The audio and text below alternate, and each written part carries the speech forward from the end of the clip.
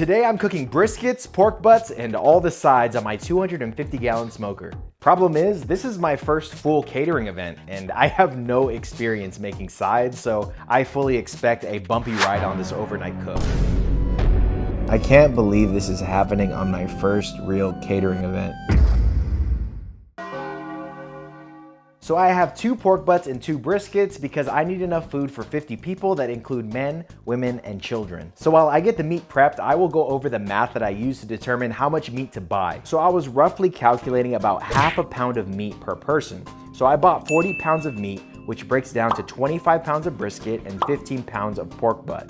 And I am estimating that after trimming and loss of water during the cooking process, I'll be left with about 60% of that 40 pounds, which is right at 24 pounds of edible meat. So if each of the 50 people eat half a pound of meat, I will need 25 pounds of meat, meaning I'm 1 pound short for my estimate. But again, this group does include small children, and there's also a few vegetarians as well, so I think I'm gonna be okay at 24 pounds. But I'll let y'all know if it was enough meat once the event is over, and I'll use that data for next time to improve my estimate. So for the seasoning, I'm going derby style with both the butts and the brisket, which with briskets, I always do pepper, salt, and Lawry's. But for the pork shoulder, I used Johnny's method for the very first time, and those pork butts came out absolutely amazing. So for starters, I'm just putting on pepper and then meat church honey hog onto these butts. So like I said in my last video, I recently moved, and one of the first things I did was I built like a little backyard studio so I can do these videos. And for part of my setup, I got one of those easy up carports to try to protect my smokers from the rain. Well, a storm came through the other night, and when I woke up in the morning, the studio was left like this. Luckily, I was able to save most of the important parts of the carport, so I'll be able to put that up later. But if you guys live in really windy areas and you have any suggestions for durable but budget-friendly solutions to protect my smokers, then let me know in the comments. But anyways, I'm gonna clean up this mess and then I'm gonna go ahead and get this smoker rolling. For the last 5 months or so, I have been using Southern hackberry for all of my cooks because basically they were free. We had split the wood from a downed tree on my father-in-law's property. But last week, I finally went out of my way to pick up some oak, and man, I can tell already a huge difference in just how much longer oak burns compared to hackberry. The oak splits are just way heavier and denser than the hackberry, so they burn longer. Specifically, the species of wood I got is called water oak, and it's also called red oak here in Tennessee. But the downside of having super dense wood is it's much harder to split, and because it's like 3 in the morning right now, I can't use my kindling cracker to break down these massive splits of oak. So I was burning a really dirty fire for like the first hour of the cook, but I really got it rolling once I added in some butcher paper and some beef fat from the trimmings. And now I'm just preheating these massive logs inside of the firebox off to the side, and it's really helping me keep a clean fire. So this cook definitely did not get off on the right foot. Originally, I had planned to get off of work at 4 p.m., get the pit started up, and start cooking at 5 p.m. Because of unforeseen circumstances, I ended up not putting the meat on until 1:30 in the morning. So as you can see, it's currently daytime, which is why I don't have my flashlight anymore on my head, and we're not even ready to wrap yet. So this whole night, I have just been fighting against this fire, trying to make it burn clean, and I am just getting nothing but dirty smoke. I think for half of the cook so far, it's just been dirty smoke. And what's worse, because I couldn't get the logs to catch, I could not get the pit up to the temperature I was trying to go for, which is about 275, 285. I was stuck at like 225 the whole night. So these briskets and pork butts aren't even in the stall yet. So I have these massive splits that I am trying to fight with and maintain and get them to burn, and they are just not cooperating. So as soon as day broke, I got out my kindling cracker and went to work. I made a bunch of small splits that I could use, and I also lit up a charcoal full of lump charcoal and added that to the fire as well. And it seemed like that solved the problem because the fire started running clean again.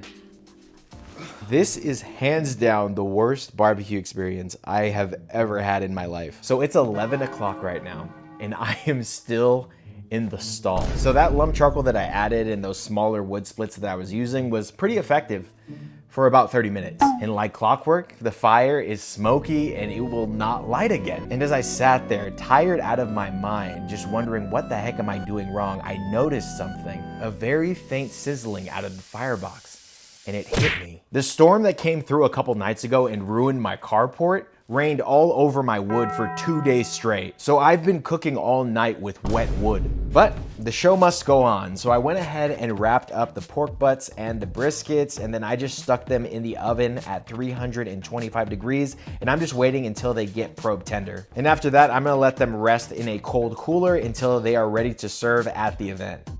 So clearly I am a barbecue rookie, but when it comes to cooking, I might as well be a fetus because I am a complete noob. And because of that, I went store-bought with the pickles and bread. So I definitely want to up my cooking skills so that in the future when I cater again, I can make my own recipes, but I'm just keeping it real with you guys. Now the first side I'm gonna be making is coleslaw, and I got this recipe off of the internet, so I will have it linked in the description if you guys wanna give it a try. So I went with coleslaw, first of all, because it's super easy, and especially for me because I went with the store-bought coleslaw mix from Walmart. Again, I wouldn't even consider myself a novice chef, so Walmart is gonna do a much better job than I can. And for those of you who have been watching for a while and you've seen my knife work, you guys understand it's much better this way for everyone at the event. But another reason why coleslaw is great is because the acidity, coolness, and freshness really cuts through the fatty, rich meats that I'm gonna be serving with this meal. So it makes it a nice side to add contrast to the plate. And for the second side, I'm gonna be making some Southern style mac and cheese. And again, recipe in the description box. So I just realized that I do not have a cheese grater, so I'm gonna have to use this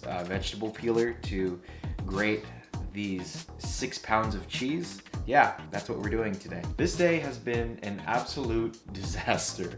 Mac and cheese is my favorite side of all time. I can eat it every single day and never get sick of it. Bro, I'm like floored at how much cheese this recipe has. Like, look, it was asking for 2 bags of this on top of this, whatever the heck this is, and then this. All this cheese for some macaroni. Oh my goodness. I hope I didn't read the recipe wrong.